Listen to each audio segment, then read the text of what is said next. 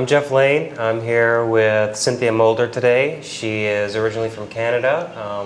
A lot of people are coming to Panama, and one of the most popular ideas, or one of the more popular ideas, is set up a bed and breakfast, and Cynthia has done that. So welcome, Cynthia. Thank you for being with me today. Thank you. So let's just start out and just give me an idea of where you come from and what you've been doing up until your arrival in Panama. Well, I come from Prince Edward Island, Canada, and have traveled around the world quite extensively and ended up in Panama because it was a perfect opportunity to open a business here when we arrived around 14 years ago. Okay, and tell me about the business, your bed and breakfast, and any other businesses you are involved in that you want to talk about. We have a bed and breakfast, and we have a small restaurant on Tobago Island. Several times we've done consulting also in the city for people opening new business or buying apartments and so on.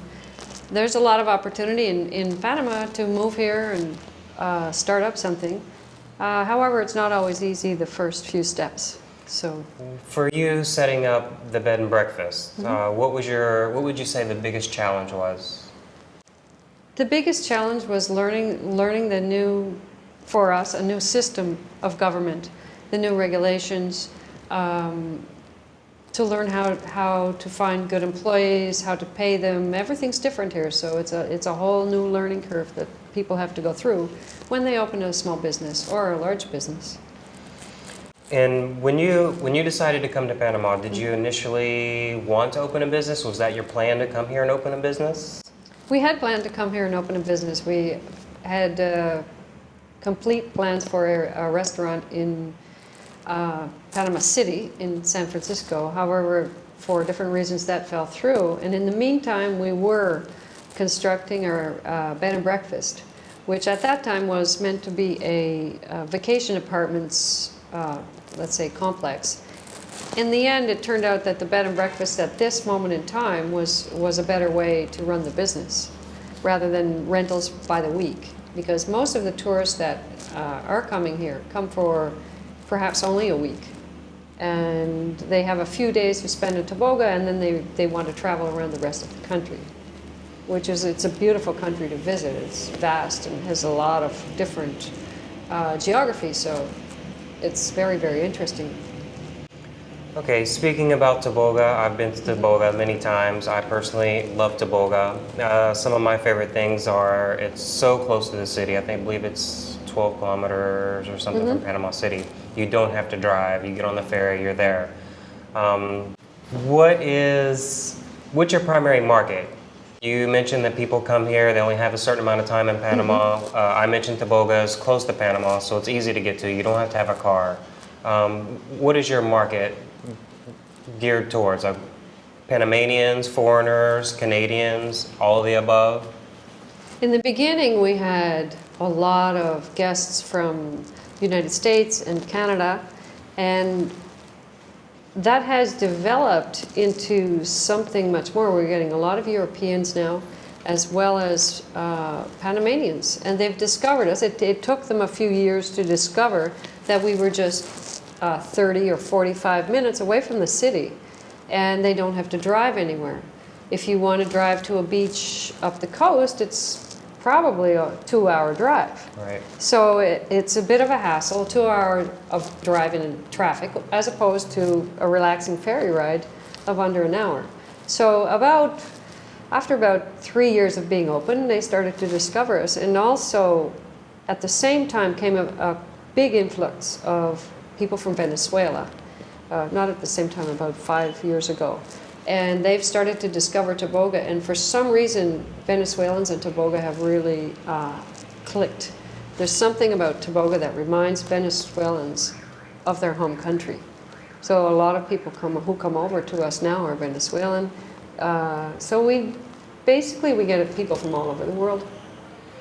In your bed and breakfast, you guys actually bought the property and built it from the ground up. Yes. So tell me a little bit about some of the challenges, the materials. Where did you get the materials? Getting them to an island, which can't be easy. Oh, it's a big challenge, huge.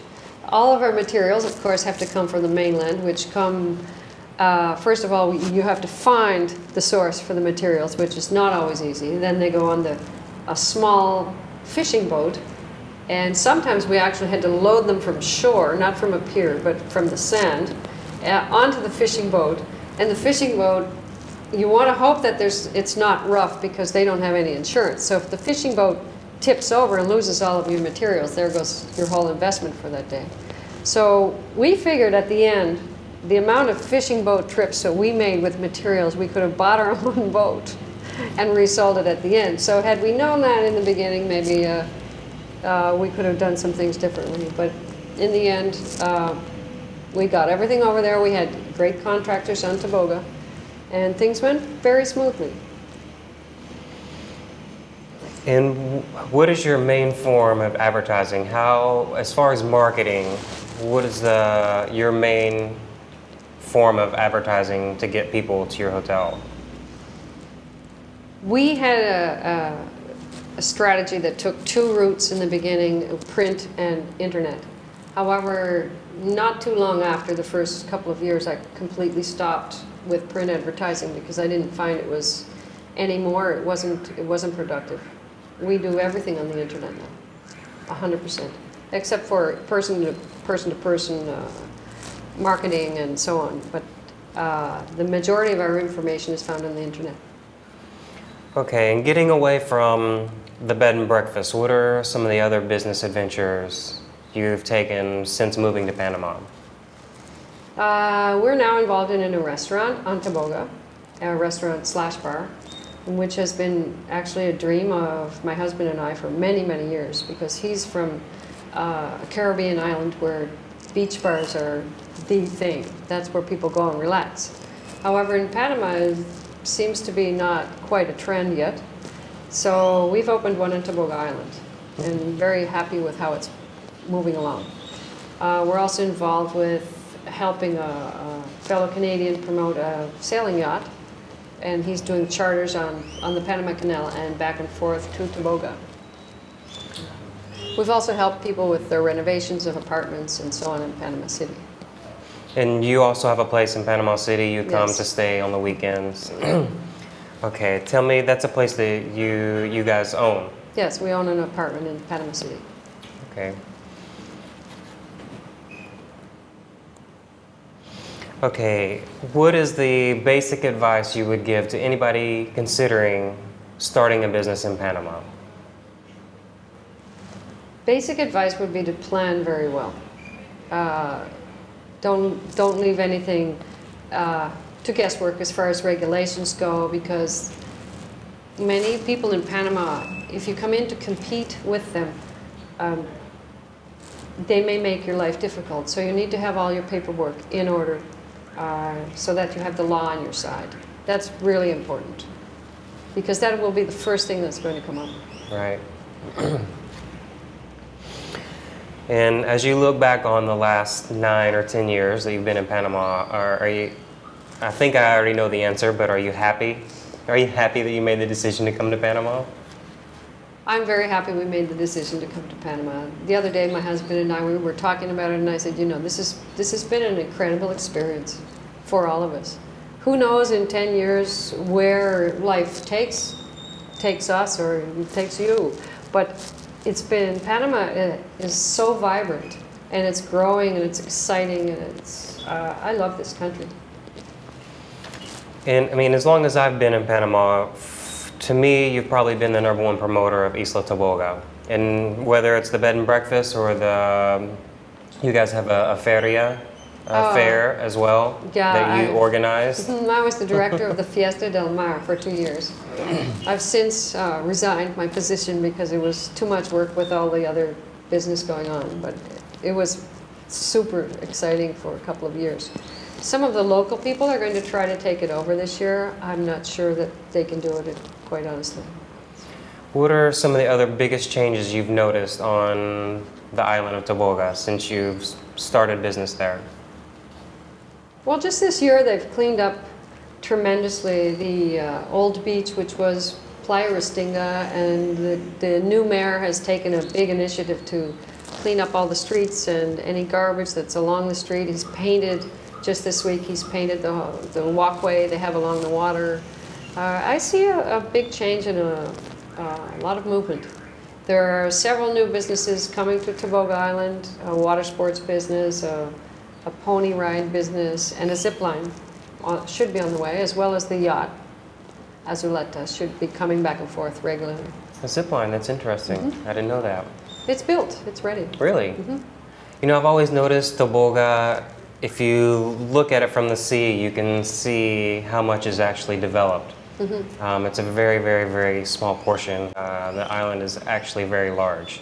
I've been on the other side and I've walked over to the other side, so it doesn't surprise me that there is going to be a zip line, or as you said, it's already ready. built. Yeah, they just have to start business. That's great. Okay, so you're at least involved in two businesses on Yes. Isla Tobago. Yes.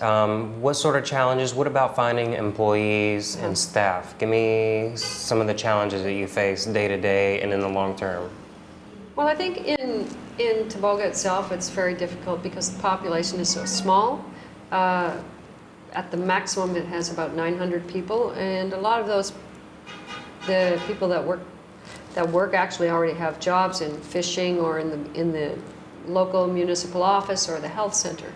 So it is very difficult to get employees. When we do get them, one of the major problems, and that may not be in Panama City, but one of the major problems on Tobago Island is the level of education is extremely low. So we have several people who've been with us for a long time that probably have grade 4 education. But they work well, and I believe you know one of them. Absolutely, I do. And he's a perfect guy, and he's a good worker, but they have certain restrictions as to how far they can go. So we can't expect the same level of employee that we would expect to find in Canada or the US. It's not, it's impossible. On Tobago Island, it's absolutely impossible. Panama City, maybe there are a few, but you will pay more. And I know you'd mentioned before that you had to, of course, import all your materials. Have you had to do that with any staff or employees, or are they all people that are residents or have always been residents? We try to practice sustainable tourism on Tobago, and we also try to hire from within Tobago. However, because there's coming more development, I can foresee that we may have to hire some people from the mainland.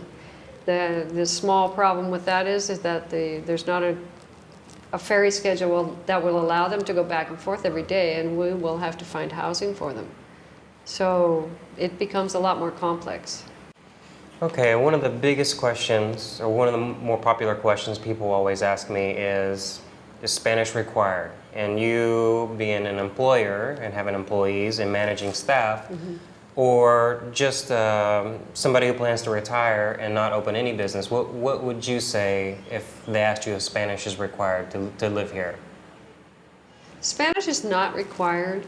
However, your life will be a lot more fulfilled if you just kick back and learn a few phrases of Spanish in order to be able to go out and maybe have a drink with somebody from Panama that doesn't necessarily speak very much English. And people in Panama really appreciate the fact that someone from another country will try to communicate with them, even if it's as simple as "Cómo está?" or a few phrases, very simple, and something that you can make fun. It doesn't have to be anything serious and study in a school. But if you can just take that step, it makes your life so much easier in Panama, because you can go to the grocery store and ask for a certain thing that you may not be able to find, or be able to ask for help. And sometimes the person in front of you may not be able to speak your language, so you may just have to ask, por favor, ayúdame, or something like that. Right, and how did you learn the Spanish? The Spanish that you know, how did you learn it? The Spanish I learned, I did study a little bit in school a long time ago. Right. And then before we moved here, I took a a refresher course just in my house from a lady who lived nearby. And she taught me a few conversational phrases. But then in day-to-day life in Spanish, in Panama, you're bound to pick it up more and more. Yeah, for me, my way of learning once moving here was to make friends with Panamanians, and I would go spend days with them. And they didn't speak any English, so I really had no choice. I would spend days at the beach and just picked it up sooner or later because I had no choice. It is fun. It's challenging and frustrating, but it's fun.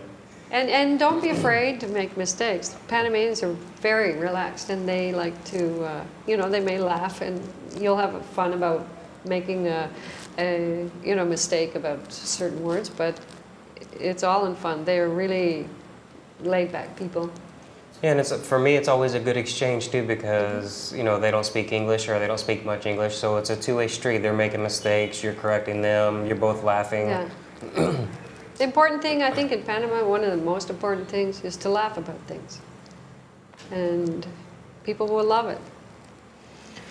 Okay, so you have businesses on the island of Tobago. You also have an apartment in the city. So even though Tobago is close to Panama City, it's actually very secluded from Panama City. Yes. So you're basically living I dare to say it, the best of both worlds. The two lives.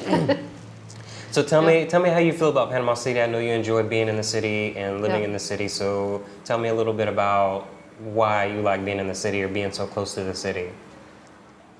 Panama City offers everything you could want in a city. And not only that, it's growing and it's exciting. It's a young city. It has a great history, but it's a young, booming part of the city. Is completely brand new within 5 years, the past 5 years, true? Right. Yeah. And 7 years ago, I looked out our apartment window and I saw 35 buildings under construction at the same time. And now those buildings are built. So parts of the city are quite new. And there's fabulous restaurants. The food is incredible. There's restaurants from the US, from Europe, from South America, and from Panama. And there are festivals, there are expos. Panama is building a new convention center, which is going to bring a lot to the country as well, because it will attract more large expositions. So there's always something to do in Panama City. People who decide to come here as pensioners get great discounts at restaurants, movies, even on airline tickets. So there's a lot of opportunity in Panama City. It can be a very busy place, but I love it.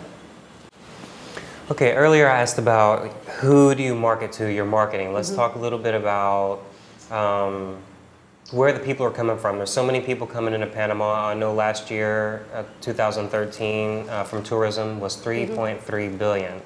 So, and Panama historically or typically hasn't really been in the market of tourism, but now that's been changing the last couple of years. So your market, where these people are coming from, all the new flights that are coming in. Our market is constantly changing because the flights that come into the country have changed so dramatically. I mentioned before the Latin American flights that are coming from South America and also from Central America. There are dozens, I think, a day. But now there are new flights from all over Canada, as well as charters. There are flights with Air Canada and also the US. Copa Airlines and the major airlines in the US are sending flights daily. And you go out to the international airport and it's very, very busy. And now they've opened up 2 new airports, international airports. If I'm not mistaken, there's one up by David. And some flights now come into another airport near the city. But they're mostly charters with Howard. But sometimes during the high season, there could be 3 or 4 flights from Canada alone in one day. And that's coming from the difference between before there was no... There were none. None, absolutely none. And there was, for me to go back to Canada, it was very difficult. I had to go through New York. There might have been, no, there were none. For a long time, there were none. And now there are several parts of the country are covered with regular flights. Yeah, I mean, Copa, obviously Copa is a very successful airline here in Panama. They're adding new flights all the time, even direct flights. And most recently, I believe they're adding or have already added is Paris. Yes. And the Air France also flies direct to Panama.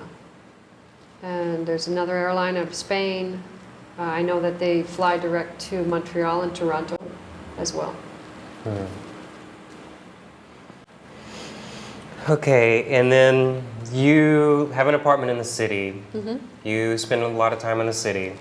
What are some of the costs that you have in the city? I know that you own the apartment, but for example, what do you typically pay for electricity? What do you typically pay for, let's say, internet and or home phone, TV? For the internet, and we have a package which covers cable television, internet, and telephone. So that package is about $100 a month. And the internet service is very good. We have limited television channels because now I feel like things are switching over. We get more from the internet than we do from the television. Right. So we're starting to move towards streaming and using the internet more and more for our television. Also, the electric bill, we have 2 air conditioning units that run almost daily, and it's about $130 a month. But we also have a couple of extra freezers, so it's very inexpensive. And the water bill is $8.71. Plus, because we recently got our pensioner cards, we went and we got a 25% discount off of all of our electric bills and the water. Wow. Yeah. Makes it worthwhile to get older. So that's the visa that you guys have. When you came here, you have the pensionado. No, retiree we visa. actually didn't, but you that's the didn't. most popular one. We came in here, this is going to sound complicated, but we came in here with a teak visa. So we own a teak reforestation. plantation. Okay. Yes. Nice. But because we've stayed here so long, we have our jubilado status now. So we get the discounts, and at restaurants. And so now you're reaping the benefits. But it's after, in 1 year, it adds up. Yeah, I Quite a can bit. imagine. Plus the cost of food, I might mention, it has gone up some in recent years, but there are still plenty of ways to get very inexpensive food, such as going to the markets. The local markets are fresh. You're supporting local farmers. Even sometimes we go to the meat market, which is nearby, and certainly the fish market. And it's it's probably, in some cases, half the price of a supermarket. And that's something too. A lot of people mentioned to me, just living here in Panama, how expensive the grocery stores are. In a lot of cases, I agree. But depending on what you buy, I can go there. If you're getting fresh vegetables, even at the grocery store, or fresh fruits at the grocery store, I mean, they, in my opinion, are very, very cheap. Yeah. I mean, when bananas are 45 cents a pound, and certain things are you can definitely go there and buy food. Yes. and not spend $100 at the grocery store.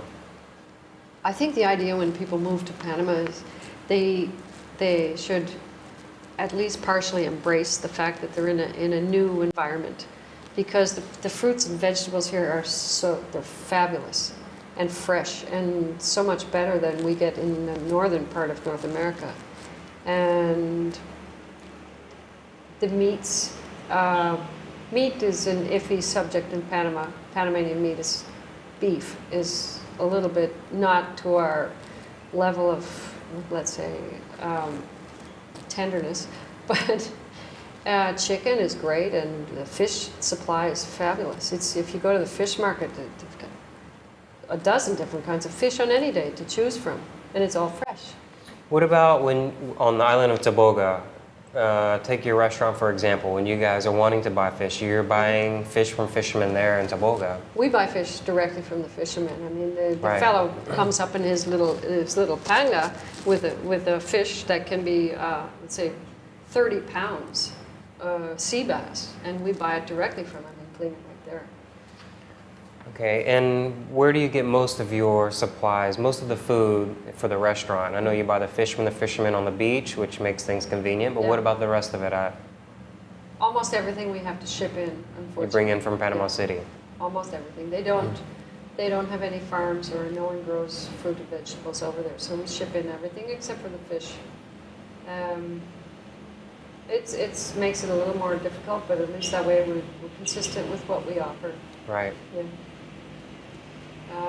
Some people move to Panama and they go to the supermarket and they think of their grocery list from United States or Canada, and they try to find the same brands, and then the groceries become expensive Right. because all of that is shipped into Panama.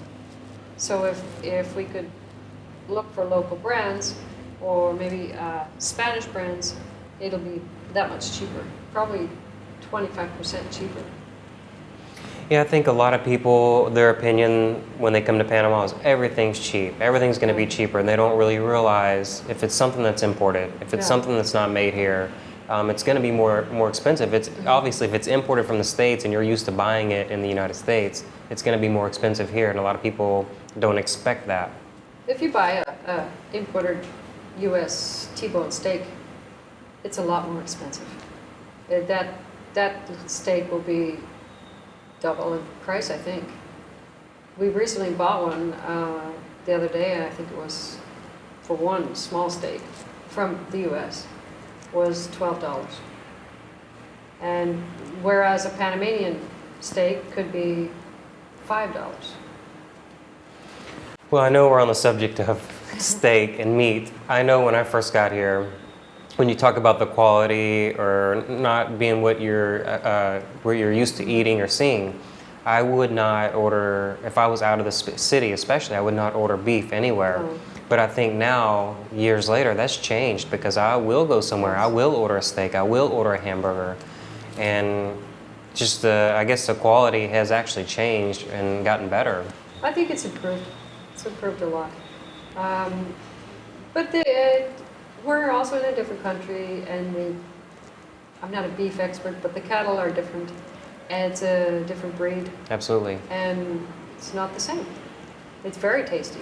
It's just, in my opinion, it's something we're not used to seeing or eating. Yeah. It's not necessarily you're going to get sick from it, but it might be, there's no hormones, it might be grass-fed, it might be more gamey, it might be actually muscle. It's not, more natural. Right, more natural. The cattle is actually out running around a field rather than in a barn somewhere, getting fed hormones and injected with all kinds of things. It's a natural meat. It's absolutely delicious. Just a little different. And I guess you would call that organic. Well, and there are a lot of organic farms here in Panama. That's something, one of the businesses or ideas that I think are gaining momentum here in Panama, which is eating healthier, organic farming. There actually is grass-fed meat that you can buy here. It's a little bit more expensive, but it does exist. As well as they have free-range chickens. You can buy the free-range chickens and the breast in the supermarket really easily now, and hormone-free chicken meat. And there's a number of stores selling organic produce, fruit and vegetables. It's delicious. A little bit more expensive, but absolutely worth the price. Okay, well, Cynthia, I want to thank you for coming and sitting with me, talking with me. Thank you very much. I appreciate it. You're welcome. Your if you opinion? have any more questions, feel free to. Yeah, absolutely. Your opinion is always valued, so thank you. Thanks so much for the opportunity. Yeah. And for those of you that want to know anything more about Cynthia and what she does here in Panama, go to Google, put in her name, Cynthia Mulder. The name is on the screen. Cynthia Mulder, Panama. Hit enter, and you will find Cynthia and the businesses easy to the businesses she's involved in.